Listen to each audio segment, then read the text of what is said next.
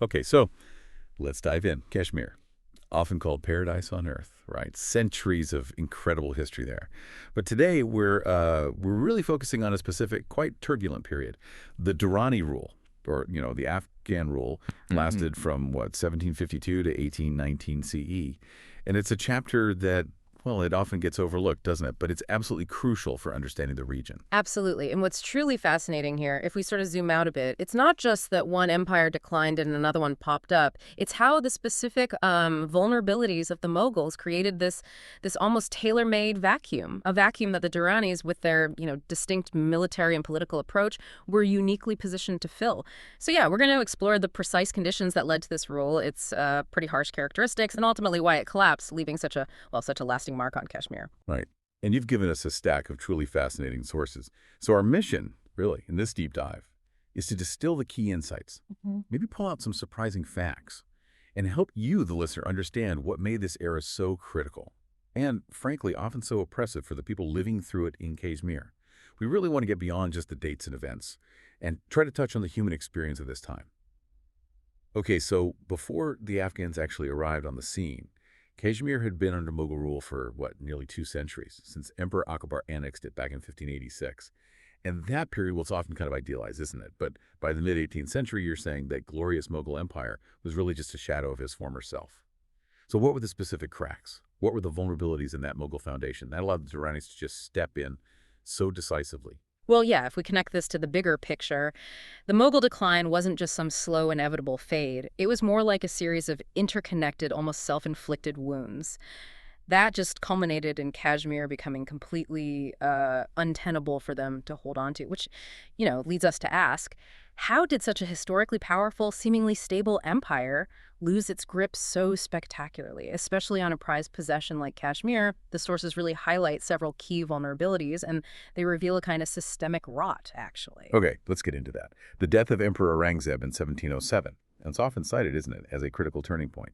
But beyond the obvious succession squabbles, what was it about that specific transition? What fundamentally compromised the Mughal ability to maintain control, especially somewhere as distant as Kashmir? That's a great question, because the insight here is how something seemingly localized, constant power struggles, factionalism within the Delhi court hundreds of miles away, how that directly translated into the systematic dismantling of the whole administrative and military structure.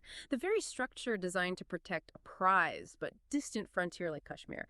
See, after Aurangzeb, his successors, people like Bahadur Shah-e, Jahandar Shah, Farkhshar, they were generally weaker. Often their reigns were short, and they were heavily manipulated by powerful nobles. The court in Delhi just became this hotbed of intrigue. Ambitious nobles vying for the emperor's ear, pushing their own agendas, building personal power, and effective governance just went out the window. For Kashmir, being so far away, this meant the subadars, the provincial governors, they started operating with more and more autonomy. The writ from Delhi, those imperial decrees, they basically became suggestions, easily ignored by local strongmen who were busy carving out their own little spheres of influence or just enriching themselves. That strong, unifying hand of the early Mughals, it was just gone. Replaced by this fragmented, self-serving administration that simply couldn't enforce its will anymore. Wow. That breakdown of central authority, it just sounds like a recipe for administrative chaos. And the sources mention this astonishing figure, 28 subadars appointed between 1663 and 1752. That's like a new governor every 3 years on average. What kind of impact did that incredibly high turnover have on Kashmir beyond just, a lack of continuity? Oh, it absolutely decimated administrative continuity. It led to profound governance issues that directly impacted the lives of ordinary Kashmiri people. Just try to imagine implementing any kind of meaningful long-term policy or reform, right? Whether it's for irrigation or trade or justice. When your leadership changes every couple of years, governors like Mir Ahmad Khan, Mir Mukim Khan, even if they were individually capable, they faced constant challenges. Each new governor would arrive with their own distinct policies, their own entourage of officials, and often, let's be honest, their own agenda for personal enrichment. And this inevitably clashed with the existing power structures, clashed with the needs of the people. It led to constant disruption and aggravated tensions, and it basically prevented any form of stable, effective governance from taking root. It was like a revolving door that just guaranteed chaos and inefficiency, made any real development or even just basic maintenance practically impossible. Right. And Kashmir, this paradise on earth, famous for its beauty, its resources, You'd think it would be a golden goose for the Mughals, something to nurture. Yet it sounds like they were systematically stripping it bare instead. What was the real economic cost of this mismanagement? Or was it more than just mismanagement? Indeed. Kashmir's economy was incredibly vital, heavily reliant on rice cultivation, obviously, and of course the world-renowned Kashmiri shawl industry, huge revenue generators. But the deeper insight here, I think, is that this wasn't just about mismanagement, as you say. It was arguably a deliberate, almost strategic policy of deindustrialization, of decapitalization of Kashmir. The sources are pretty explicit. Excessive taxation, rampant extortion by Mughal officials. They just drained these resources relentlessly, and crucially, without any significant reinvestment back into the region. The peasantry, the absolute backbone of Kashmir's economy, they bore the brunt, facing these incredibly heavy levies often collected by, frankly, rapacious intermediaries, guys who enrich themselves while completely impoverishing the local population. And then to compound all that, you had natural calamities, devastating floods in the Hellam River, recurring famines, leading to widespread poverty, chronic starvation. So yeah, not just mismanagement, it was a systemic draining of the region's lifeblood, fundamentally crippling Kashmir's economic potential for decades to come. Wow. Okay, so with the Mughals weakening, pulling back almost, it naturally created this power vacuum, didn't it? Who were the major regional players circling Kashmir then, sensing this opportunity? Exactly. As Mughal authority just evaporated, several powerful regional forces started to emerge, each one eager to fill that void, assert their own dominance. Down south, you had the Marathas, rapidly expanding their influence across northern India, grabbing territories that had once been firmly under Mughal control. Then, in Punjab, which is absolutely critical, it's the gateway region right next to Kashmir. You had the Sikhs, under leaders like Banda Singh Bahadur initially, and later the really formidable Maharaja Ranjit Singh. They were consolidating their power, building an organized empire, posing a direct and growing challenge. And then, crucially, you have the Afghans. Led by Ahmad Shah Durrani, they rose to prominence after Nader Shah's Persian Empire disintegrated. After Nader Shah was assassinated in 1747, the weakening of Mughal control in Punjab specifically made Kashmir this incredibly attractive and vulnerable target for Afghan expansion. It offered strategic access to the subcontinent, immense wealth. It was a prize waiting to be taken. And it sounds like the Kashmiris themselves were just utterly fed up, completely disillusioned with the instability, the exploitation. The sources mention this figure, Sukh Jiwan Mal, a former Mughal governor, declaring independence in 1751. What exactly was happening on the ground that led to such a bold move? And how did that internal situation ultimately play into the Afghans' hands? Yeah, Kashmir was indeed plagued by intense internal factionalism among its own local elites. That's a significant and often overlooked part of its vulnerability. Sukh Jiwan Mal's Declaration of Independence in 51. It was an attempt, really, to assert local autonomy, but importantly, within a nominally Mughal framework. He wanted to distance Kashmir from the chaos in Delhi, so he minted coins, he read the Khutbah, the Friday sermon, in the name of the distant Mughal emperor, which was a specific signal, right? A break from any growing Afghan influence. He was trying to reestablish some stability under nominal Mughal protection. However, and this is key, his rebellion faced significant resistance from other powerful Kashmiri nobles, figures like Mir Mukim Khan and Khwaja Zahir Jidmari. Now, they were deeply disillusioned with the Mughal misrule and the chaos it had brought. So you have this profound internal division, widespread discontent among the Kashmiri elites themselves. And this ultimately led those very nobles, Khan and Jidmari, to directly invite Ahmad Shah Durrani to intervene in 1752. Wow, they invited him in. They did. And this wasn't just some minor detail. It was a critical strategic advantage for Ahmad Shah. It allowed him to portray his conquest not as, naked aggression, but as an intervention requested by the local populace themselves, which of course weakened potential regional opposition and bolstered his own narrative of restoring order. It gave him the perfect pretext for annexation. So, let me see if I'm getting this right. You've got a rapidly weakening central Mughal authority, combined with unstable, extractive governance on the ground in Kashmir. Then you have these growing regional power players like the Sikhs and especially the Afghans circling. And internal Kashmiri dissent that paradoxically ends up inviting external intervention. It really does sound like a perfect storm, doesn't it? Making Kashmir completely ripe for conquest. Precisely. That's exactly it. All these factors just converged at the right moment, rendering Mughal rule in Kashmir completely untenable. The province was, quite literally, just waiting to be taken. And Ahmad Shah Durrani was astute enough and, crucially, strategically positioned to seize that exact opportune moment. Okay, let's turn our attention now to the man himself, the one who seized this opportunity, Shah Durrani. Who exactly was he? And what was the scale of his ambition that made Kashmir such an attractive target for him? Well, Ahmad Shah Durrani, born around 1722, either in Herat or Multan, sources differ slightly. He was genuinely a charismatic figure and a remarkably ambitious military commander. He rose through the ranks under Nader Shah, the formidable Persian conqueror. After Nader Shah's assassination in 1747, Ahmad Shah was elected leader of the Abdali Pashtun tribes in Kandahar, and he famously adopted the title Durrani Duran, which means Pearl of Pearls, and subsequently renamed his tribe the Durrani, hence the Durrani Empire. And he proceeded to establish this truly vast empire. It eventually covered modern-day Afghanistan, a lot of Pakistan, parts of Iran, Turkmenistan, and northwestern India. His ambition was clear and it was expansive, basically to exploit the vacuum left by the crumbling Mughal Empire and expand his influence deep into the Indian subcontinent.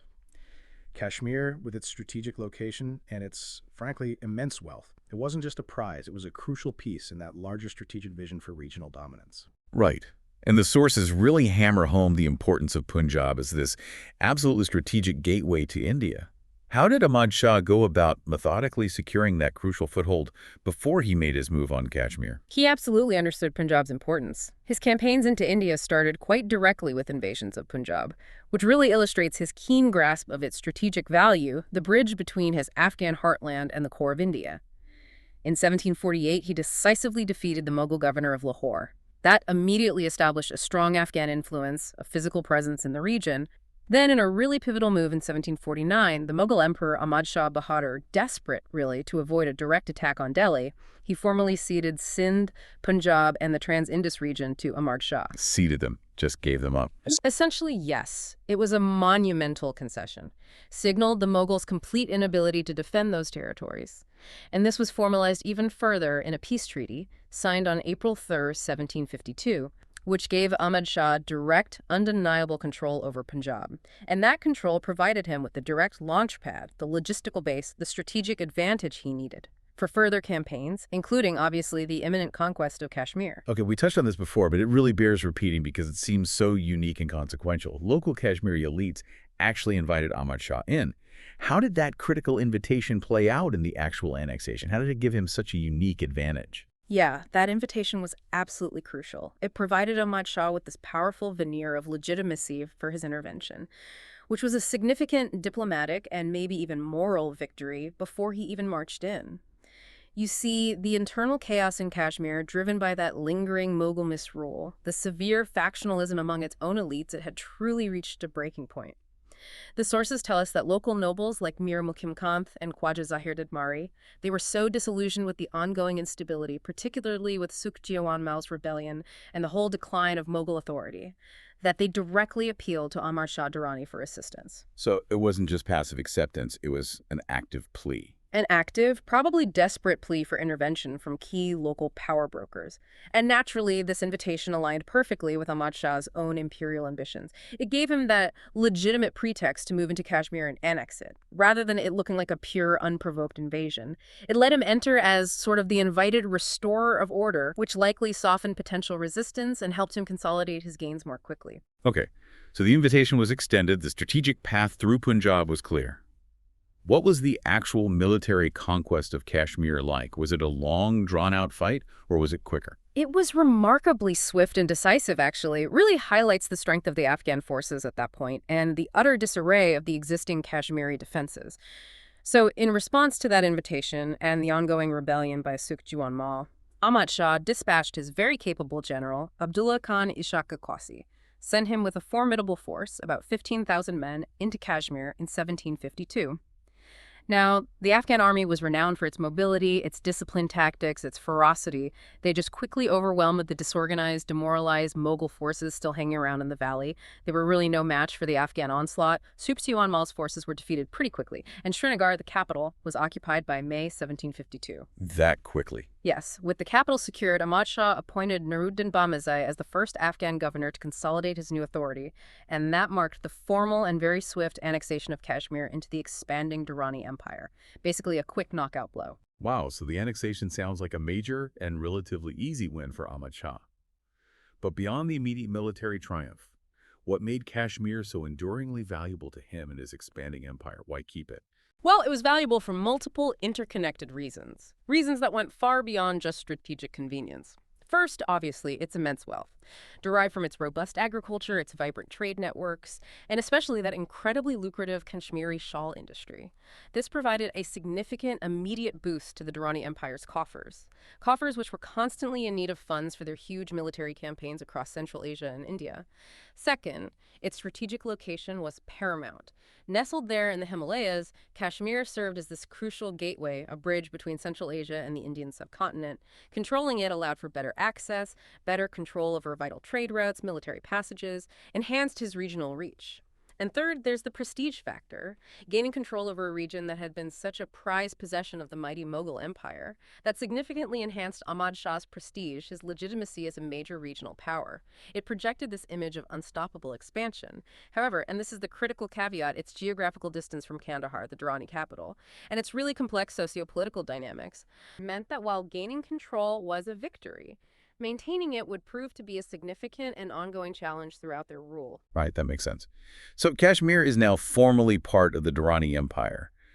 But what was the daily reality like, being governed by them? What truly characterized this new Afghan administration once the conquest dust had settled? The Afghan administration in Kashmir, it was primarily characterized by a few key things. Very centralized control coming directly from Kabul or Kandahar, an almost remarkable frequency of changes in governorship that instability continued, and a relentless, almost singular focus on revenue extraction.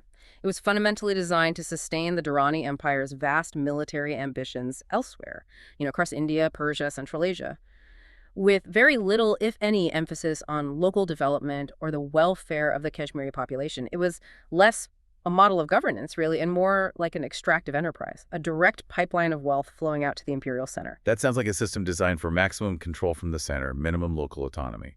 So if the governors were just implementers, to what extent were they really calling their own shots in Kashmir? Were they just puppets? They were certainly not calling many shots at all.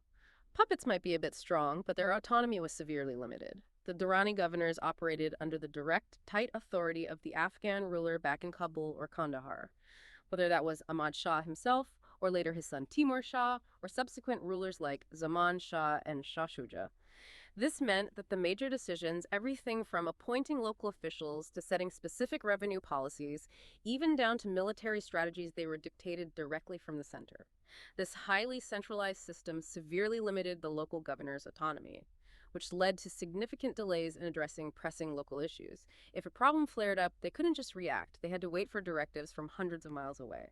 This created considerable inefficiency. It frustrated any attempts at responsive governance, and it exacerbated local discontent, stripping the administration of any ability to adapt to Kashmir's unique challenges. And that high turnover we saw in the late Mughal period, you're saying it actually continued under the Afghans, even accelerated sometimes, averaging one new governor every 2 to 3 years over 67 years. It's incredible instability. What were the underlying reasons within the Durrani court itself for this persistent chaos in leadership? Yes, this constant high turnover was absolutely a hallmark of Afghan rule and a major source of its weakness. It really stemmed from a complex interplay of factors within the Durrani court. You had persistent factionalism among the Afghan nobility, intense tribal rivalries, and a constant need for the central government to reward loyal commanders with prestigious but often temporary postings like the governorship of Kashmir. So each new governor arrived with their own retinue, their own policies, often their own agenda for personal enrichment, and they were often replaced before they could even begin to understand the complexities of governing Kashmir. This invariably disrupted any existing administrative continuity, led to constant shifts in policy, and frequently alienated the local Kashmiri elites who had to deal with this constant change. This flux just prevented the establishment of any stable institutions, any long-term policies, any meaningful reforms. It guaranteed that the administration remained perpetually unstable and incapable of genuine, beneficial governance. Right. And you've mentioned several times that revenue extraction was a primary objective, almost a singular focus, it sounds like. How exactly did they achieve this, and what was the systemic impact on the ordinary Kashmiri people? Who bore the brunt? The primary objective was indeed, almost ruthlessly, to extract as much wealth as possible from Kashmir, primarily to fund the Durrani Empire's extensive, continuous military campaigns elsewhere. So taxes were levied across the board, on agriculture, on trade, on the vital handicrafts industry. The peasantry, as is often the case, bore the heaviest burden, and notably, the jizya tax, that poll tax levied specifically on non-Muslims, particularly Hindus, was a significant and consistent source of revenue. but it also fueled deep, deep resentment. The sources highlight that this tax was a major cause of hardship, often leading to extreme destitution. The vast majority of whatever revenue was collected was simply sent straight to Kabul, leaving very little for any kind of investment back into Kashmir itself. No funds for infrastructure, economic improvements, or any form of local welfare. It was just a one-way pipeline of wealth designed purely for imperial gain, not local prosperity. So it really does sound less like a civilian administration concerned with, welfare and development, and much more like a sustained military occupation designed for control and extraction from day one. Did they even attempt to establish a civilian structure that served the locals, or was it always about the military grip? It very much functioned like a military occupation, yes. The Afghan rulers maintain a consistently strong military presence in Kashmir. Not primarily for defending the region, mind you, but for suppressing any potential rebellions and ensuring absolute compliance with their directives, especially regarding revenue collection. They established forts and garrisons in strategic spots like Srinagar and Baramulla, and these were heavily staffed by Afghan troops. Now, while they did set up some administrative offices and appointed governors, the underlying power structure was undeniably military. And this military-heavy approach, while maybe effective for immediate control, for quelling localized threats, it deeply alienated the local population. These troops were often seen as foreign occupiers, not protectors or administrators, which only fueled resentment and actively hindered any attempts at building genuine trust or legitimacy for Afghan rule. Okay. Given this harsh, centralized, military-focused system, did the Afghans rely on local Kashmiri leaders at all? Or did they just try to bypass them entirely? What was that dynamic like? They did rely on them, yes, but it was a very complex, often fraught dynamic. It actually exposed a crucial vulnerability in their administrative model. The Afghan administration used local Kashmiri elites, including both Muslim nobles and Hindu pandits, primarily as intermediaries. Their role was basically to assist in collecting revenue and maintaining some semblance of order at the local level. However, their loyalty was consistently divided. It was an impossible position, really. These local elites were caught between the demands and directives of their Afghan overlords and the pressing grievances of the local population they lived among. Nobles like the Bamezes and the Khans had to navigate these incredibly intricate alliances, sometimes collaborating with the Afghans to preserve their own influence and status, and other times maybe covertly, maybe overtly supporting local resistance movements. It was this uneasy, temporary alliance that was almost destined to crumble under pressure, because their own interests often diverged significantly from the Afghans. They were essentially forced into this difficult balancing act, often at the expense of any real Kashmiri solidarity. Right. And among the many governors during this period, you mentioned two names really stand out for their particularly harsh impact. Let's talk about Amir Khan Jawansher first. Yeah. What was his tenure like? What's his lasting legacy? Amir Khan Jawansher, active around 1770 to 1776. He was undeniably one of the most prominent and indeed notorious Afghan governors under Timur Shah Durrani. His tenure was absolutely laser-focused on two things: strengthening Afghan control and maximizing revenue collection, basically at any cost. He implemented incredibly stringent taxation policies, crushing taxes on agriculture, on the vital shawl industry. His administration became infamous for its exceptionally harsh treatment of the peasantry. They faced just exorbitant demands for revenue and perhaps even more hated forced labor, the begar. Yes, forced unpaid labor. They had to provide free labor for public works, military logistics, transportation, whatever the governor demanded. Jawansher's reliance on brute military force to maintain order led to widespread resentment across the valley. And his governorship saw numerous localized uprisings, particularly in the rural areas. Despite his efforts to consolidate Afghan authority through these brutal means, his oppressive policies only deepened the alienation of the Kashmiri population, directly contributing to the growing unrest and the volatile environment that really marked the entire Afghan period. He left behind a legacy of fear, resentment, and economic ruin. And then later, Ata Muhammad Khan. He seems to have governed during the twilight years of Durrani rule in Kashmir. How did his administration contribute to the eventual downfall? Was he just ineffective or actively harmful? Ata Muhammad Khan. He governed from around 1806 to 1813 under Shah Shuja Durrani. This was during the later, much more fragile years of Durrani rule. His administration was primarily characterized by widespread corruption, severe inefficiency, and just a continuation of the relentless economic exploitation that had defined the period. Interestingly, while the Afghans generally didn't build many new forts, Ata Muhammad Khan is notable for partially rebuilding and strengthening the Hari Parbat fort. an important strategic site originally started by Emperor Akbar way back.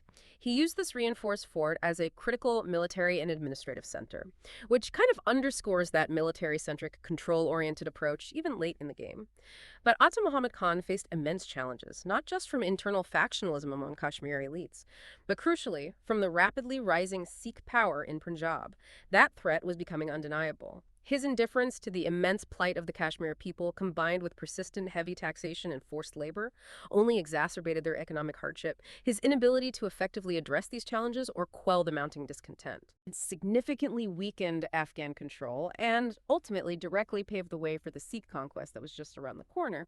He's really a figure synonymous with the end of their era in Kashmir. So it's just this consistent cycle, isn't it? Short-lived governors, a singular focus on extracting wealth, heavy-handed military control, all completely alienating the local population. It's really no wonder that deep discontent became the defining feature of this period. Absolutely. This combination of factors just continuously undermined any semblance of legitimacy for Afghan rule. The administration's singular focus on revenue extraction and military control, rather than genuine governance or development, created this pervasive climate of discontent that actively fueled resistance and undeniably set the stage for the eventual collapse of Durrani control. The whole system was designed for short-term gain, but it absolutely sowed the seeds of its own destruction. Okay, you've painted a really clear picture of that oppressive administrative style. Now let's try to dive into what life was actually like. For the average Kashmiri living under Afghan rule, the sources consistently describe it as one of the darkest periods in their history. What were the specific socio-political and economic conditions that really defined this era of, well, profound suffering? Yeah, this period was indeed marked by profound hardship, pervasive oppression, and just deep-seated instability. It wasn't just about the mechanisms of governance. It really permeated and negatively impacted every single aspect of daily life for people in the valley. It led to widespread suffering that left this indelible mark on Kashmiri history and memory.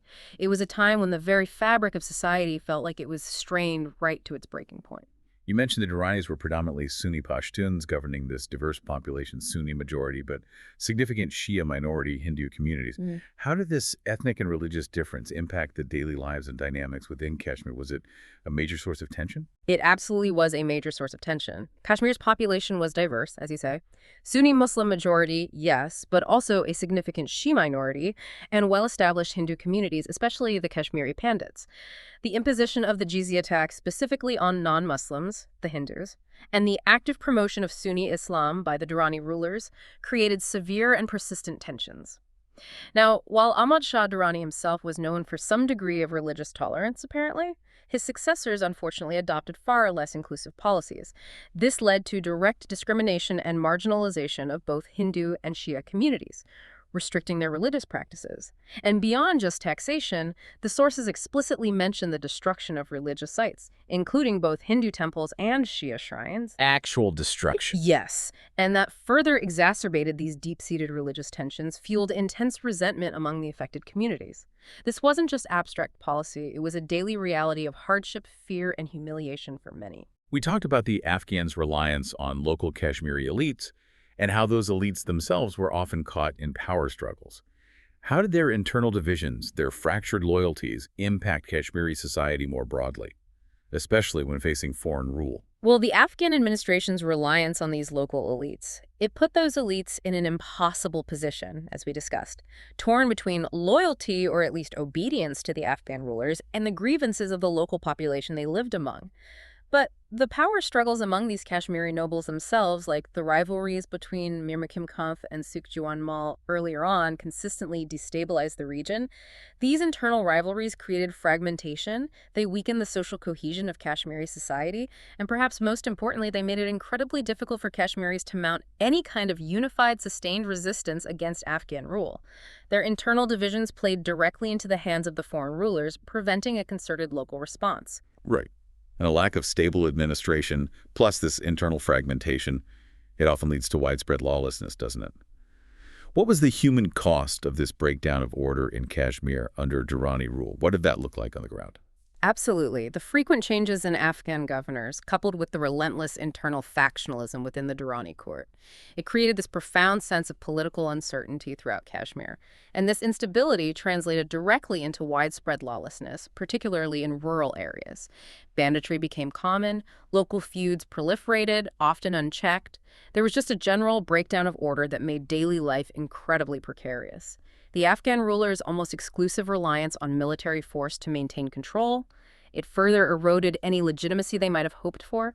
Their military presence didn't address the underlying grievances. Instead, it alienated people further, perpetuating this cycle of insecurity and resentment rather than fostering any kind of peace or stability. For the average person, it meant constant fear, a lack of justice, and just a volatile environment where basic safety was never guaranteed. In Kashmir. It's always been celebrated for its incredibly rich cultural heritage, right? Its arts, literature, unique Sufi traditions. Was this vibrant cultural life able to flourish at all? Or was it just stifled under the Afghan yoke? Unfortunately, it was largely a period of significant cultural disruption and decline. Under the preceding Mughal emperors, there had been considerable patronage for Kashmiri arts, literature, architecture, leading to a really flourishing cultural scene, a distinctive syncretic culture. But under the Durranis, there was simply, well, little to no interest in cultural development or investment. That singular focus on aggressive revenue extraction meant that virtually no resources, no attention were directed towards supporting education, promoting literature, or maintaining religious institutions. And the severe lack of patronage and investment led to a distinct stagnation of Kashmir's once vibrant cultural traditions. It was a significant and really tragic loss for the region's heritage. The focus was purely on taking, not on nurturing. Let's dig a bit deeper into the economic pain. You mentioned the taxes were exorbitant. How crushing were they really? What kind of desperation did they create on the ground? Can we get a sense of that? The taxes imposed were not just heavy, they were truly exorbitant, a crushing burden on the population. We keep coming back to the jizya tax on Hindus because it was particularly oppressive. Historical accounts describe these harrowing instances, families forced to sell their precious possessions, everything they owned, or in extreme cases, even committing suicide due to their sheer inability to meet these demands. Suicide over taxes. That's what some accounts suggest. It's a chilling detail, isn't it? Really underscores the desperation. These weren't just economic burdens, they were moral injuries, acts that stripped people of their dignity and sometimes their lives. It paints a stark picture of the true human cost of such rapacious rule. And remember, the vast majority of this revenue was just siphoned off to Kabul, leaving Kashmir's economy utterly depleted, no means for internal reinvestment or recovery. And Kashmir's role as a historic trade hub, connecting Central Asia to India, did that crucial commercial activity just dry up under Afghan rule? Indeed, it largely did. Kashmir's strategic location had made it this vital hub for centuries, but under Afghan rule, that crucial economic activity suffered immensely. The pervasive political instability, the widespread insecurity, severely disrupted the established trade routes. The Afghans themselves imposed high tariffs, making trade less profitable. And you saw the decline of crucial caravan routes, like those connecting to Yarkand and Lhasa.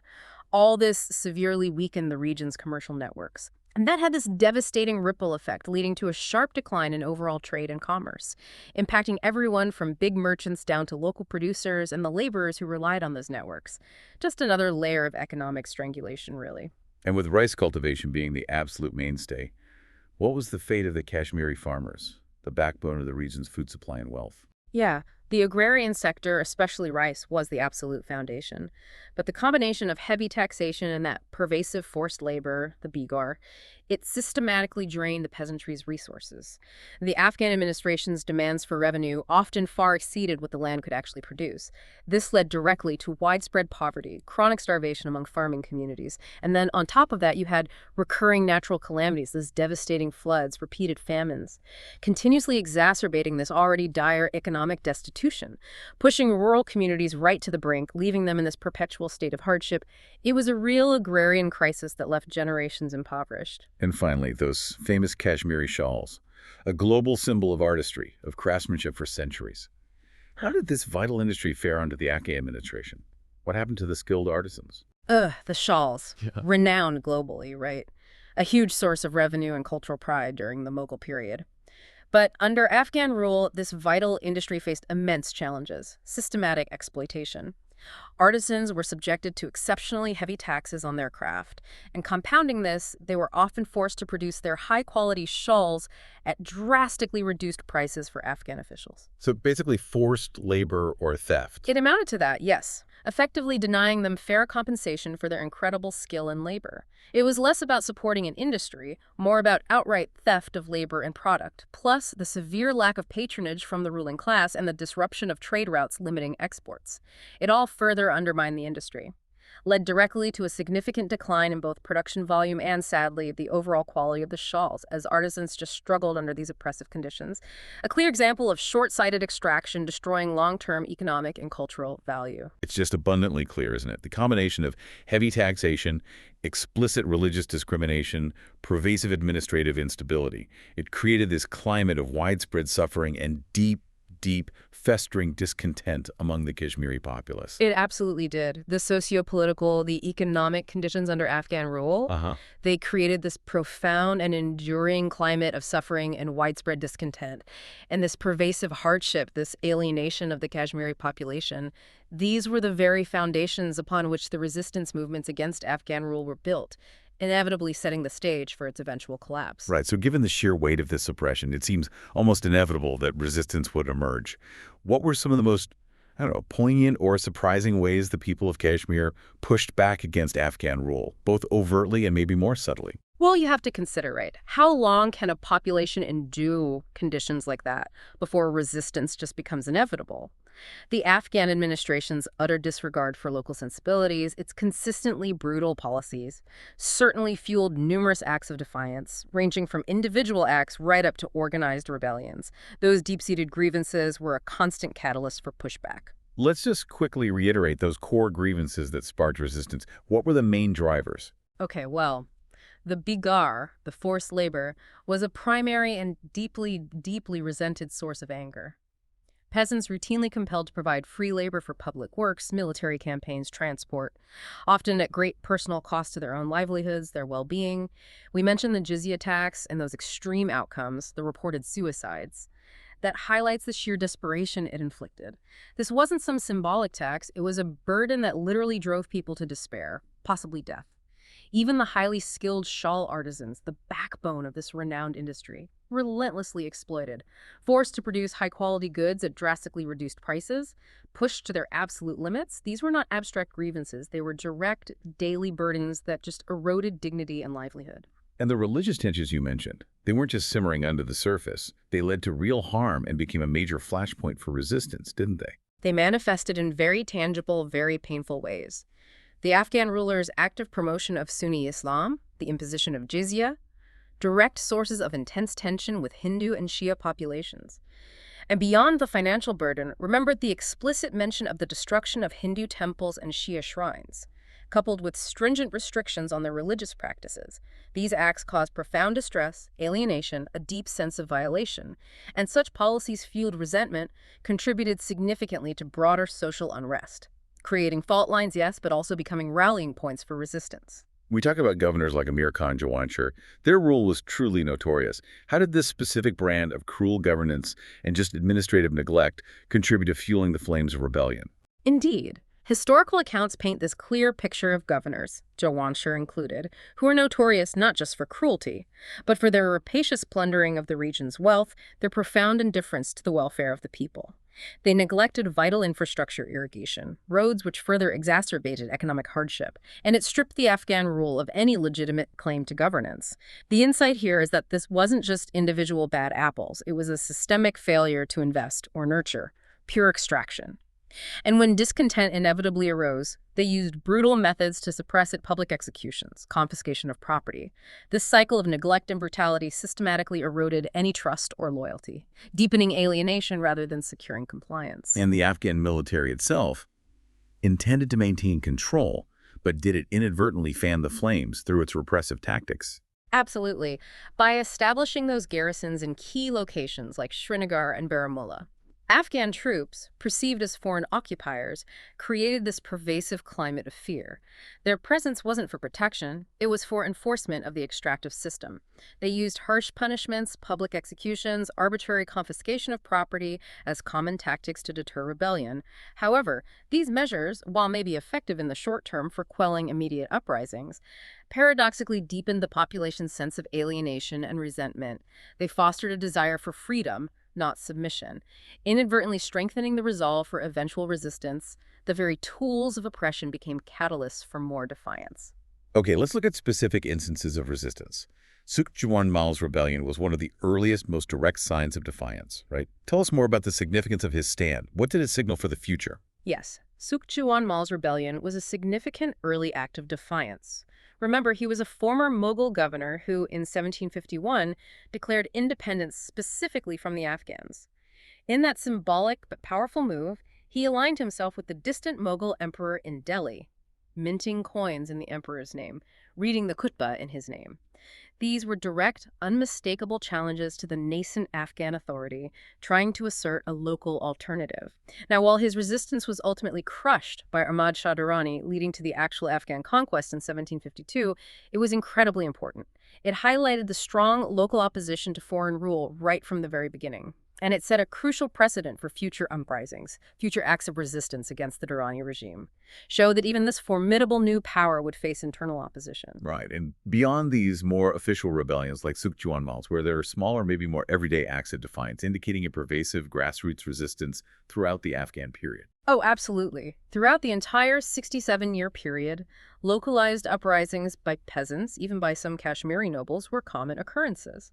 This grassroots resistance was often sparked directly by the things we've discussed: excessive taxation, forced labor, religious persecution. In rural areas, peasants might resist by simply withholding taxes, a dangerous act, but sometimes necessary, or by outright attacking Afghan officials. Now, these efforts were often localized, typically suppressed by military force, but they demonstrated this constant, simmering discontent. Some Kashmiri nobles, like members of the Bemeze family, would sometimes support these uprisings, though, as we said, their loyalties were often divided, trying to assert their own influence, which limited the effectiveness of these localized movements.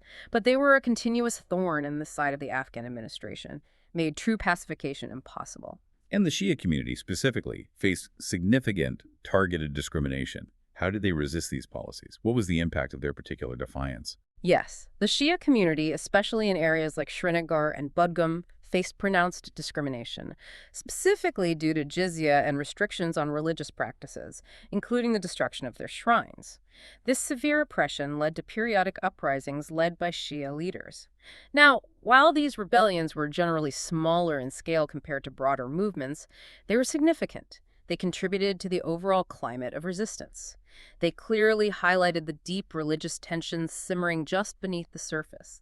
Their defiance underscored the specific grievances felt by this community and added another layer of instability for the Durrani administration, kept them on edge, diverted resources. And while all this internal resistance was brewing, you also mentioned external threats were persistently weakening the Afghans, particularly from the rising Sikh Empire. How did that external pressure contribute to the Durrani's weakening grip on Kashmir? That external pressure was critically important, created this relentless strategic squeeze on the Durranis. The rise of Sikh power in Punjab posed a major growing external challenge. Sikh leaders, like Jassa Singh Ahluwalia and Charat Singh, consistently conducted raids deep into Afghan-controlled territories, often targeting their supply lines, vulnerable outposts. These weren't just minor skirmishes. They actively disrupted Afghan supply lines, diverted vital military resources away from internal control in Kashmir, and steadily weakened Durrani authority in the whole region. Importantly, these Sikh successes also emboldened local resistance movements within Kashmir, gave them hope, maybe, a sense that the Afghan grip wasn't invincible after all. By the early 19th century, the Sikhs, now powerfully united under Maharaja Ranjit Singh, were clearly poised for a full-scale invasion, sensing the Durrani vulnerability, aiming to capture Kashmir as a jewel in their own expanding empire. So it really was the Afghan administration's systemic failure to address grievances, combined with their brutal repression, that created this volatile environment, constantly undermining their hold and just paving the way for their eventual defeat. Exactly. That cycle of oppression and the predictable response of resistance, it systematically undermined the stability, the legitimacy of Afghan rule. Their governance model, purely extractive, purely military-centric, it was just unsustainable in the long run. The people of Kashmir weren't passively enduring, they were actively, if sometimes quietly, resisting, weakening the foundations of Afghan control from within, even as external forces applied pressure from without. Okay, so after 67 tumultuous years, the Durrani grip on Kashmir finally loosened, then broke. What were the cumulative key factors that led to their downfall? And how did the Sikhs, under the formidable Maharaja Ranjit Singh, ultimately conquer the valley in 1819? Yeah, this period marks a truly significant turning point in Kashmiri history. A confluence, really, of deep internal decay within the Durrani Empire itself, and the relentless external might of the rising Sikh Empire. These combined forces inevitably brought about the definitive end of Durrani control, ushering in a whole new chapter for Kashmir. Let's unpack that internal decay first. It seems the Durrani Empire itself was crumbling from within after Ahmad Shah's death. What specific ways did this manifest? How did it weaken their hold on distant provinces like Kashmir? That's right. After Ahmad Shah Durrani's death in 1772, his son, Timur Shah, ruled 72 to 93. He struggled immensely to maintain the empire's unity. Plagued by intense tribal rivalries, debilitating factionalism within the Durrani court, constantly diverting attention, resources away from effective governance. Subsequent rulers Zaman Shah, 93-1 Shah Shuja, reigned twice, early 1800s and again later. They faced even greater instability, frequently battling just to keep their own thrones. The empire's resources were severely stretched thin by continuous, often costly military campaigns all over the place: India, Persia, Central Asia. This progressive weakening of centralized authority in Kabul directly translated into a severely diminished capacity to govern distant provinces like Kashmir effectively, leaving them increasingly vulnerable, poorly supplied for defense. And meanwhile, the Sikh star was rising dramatically, particularly with Maharaja Ranjit Singh consolidating power. How did his strategic acumen and his military reforms make the Sikh Empire such an overwhelming threat to the Afghans by then? The Sikh Empire, under Ranjit Singh, emerged as an absolutely formidable power in Punjab by the late 18th, early 19th century. Ranjit Singh was a shrewd, ambitious leader. He was even appointed governor of Lahore by Zaman Shah back in 1799, which, ironically, just allowed him to capitalize on Durrani weaknesses and expand his own influence even further. Wow. Appointed by the enemy he'd eventually conquer. Pretty much. The Sikhs' military successes were numerous, undeniable. The capture of Multan in 1818 was a big one, showcasing their growing strength and ambition. Ranjit Singh had forged this highly disciplined army, meticulously trained in European military tactics, a departure from traditional warfare, and notably equipped with advanced artillery, gave them a distinct advantage over the less organized, often demoralized Afghan garrisons. This potent military force posed an overwhelming, undeniable threat to Afghan control over Kashmir. And how did Kashmir's own internal economic and administrative decline, which we've talked so much about, how did that directly contribute to the Durrani downfall? Did it basically prevent them from mounting a stronger defense? Kashmir's internal state was absolutely a critical factor. Effectively, it created a weak underbelly for the Afghans. Those inherently extractive policies, the constant destabilizing changes in governorship, had left Kashmir economically depleted, politically unstable. The heavy taxation, the forced labor, especially under governors like Ata Muhammad Khan, had deeply alienated the local population. There was just no loyalty left, only deep resentment. This meant that when the external threat of the Sikhs finally materialized, it was incredibly difficult, almost impossible, for the Afghan administration to mobilize any meaningful local support or resistance against the invasion. Why would the people of Kashmir fight to defend their Afghan overlords after decades of suffering? Many likely saw the Sikhs as a potential, if perhaps uncertain, improvement, or at least a change. Right. Was there a British factor here too? Yeah. Even if indirect, in the broader regional power shift that sort of facilitated the Sikh conquest? There was, yes, though largely an indirect influence rather than direct intervention. By the early 19th century, the British East India Company was rapidly expanding its influence, consolidating power in northern India. Now, the British were strategically wary of both Afghan expansion and the growing Russian influence in Central Asia, the great game. So they maintained a largely neutral stance during the direct Sikh-Afghan conflicts, careful not to get embroiled unnecessarily. However, they indirectly benefited from, and to some extent maybe even quietly supported the Sikhs, by ensuring their own strategic interests in the region were protected. The weakening and eventual collapse of the Durrani Empire directly allowed the British to consolidate their power and influence in northern India. setting the stage for their own later annexations of Punjab and eventually Kashmir after the Anglo-Sikh Wars later in the century. So while not sending troops, their presence, their strategic calculations definitely played a role in the broader regional power shift that sealed the Durrani's fate. Okay, so all these compounding factors, internal Durrani decay, the ascendant Sikh power, Kashmir's own internal weakness, the indirect British geopolitical maneuvering, it all converged, leading to the decisive Battle of Shopian in 1819. What were the key dynamics of that battle? How did it finally seal the fate of Durrani rule? All these internal and external pressures did indeed converge, leading to that decisive battle. The Battle of Shopian, July 1819, Maharaja Ranjit Singh, determined to annex Kashmir, clearly seeing the Durrani vulnerability, dispatched a truly powerful Sikh army, about 30,000 men reportedly, led by Mr. Jawansher, one of Ranjit Singh's most capable, most trusted generals. Crucially, these Sikh forces were well-equipped, highly disciplined, had honed their skills in previous campaigns, superior training, superior weaponry. In stark contrast, the Afghan garrison in Kashmir under Governor Jabbar Khan was poorly organized, severely under-resourced, demoralized, largely due to the Durrani Empire's internal disarray and that systematic depletion of resources from Kashmir itself, the battle itself. It was a swift and decisive victory for the Sikhs. Mr. Jawansher's forces just completely overwhelmed the Afghan defenders, swiftly capturing Srinagar. And that victory definitively ended 67 long years of Durrani rule in Kashmir, ushering in a completely new era under the Sikh Empire, a profound shift in the region's trajectory. Wow. What a dramatic and incredibly consequential end to such a long, tumultuous period in Kashmir's history. Yeah, if we try to connect this all back to the bigger picture. The Durrani rule in Kashmir was this period of immense transformation, yes, but also profound hardship, and one that perhaps paradoxically forged a deep-seated resistance within the Kashmiri populace. It was born directly from the decline of the mighty Mughal Empire, fueled by Afghan ambition.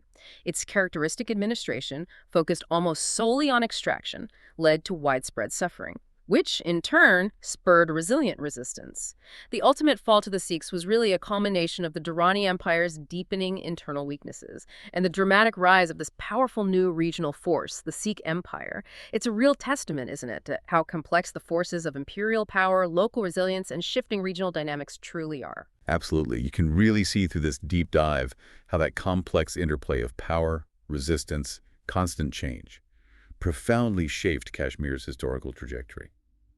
And it reminds us, doesn't it, that even a place called paradise can experience its darkest hours, and that history isn't just a collection of dates and battles, but it's a story of human experience under different regimes, constantly adapting, resisting, seeking change. And this perhaps raises an important question for us and for you listening.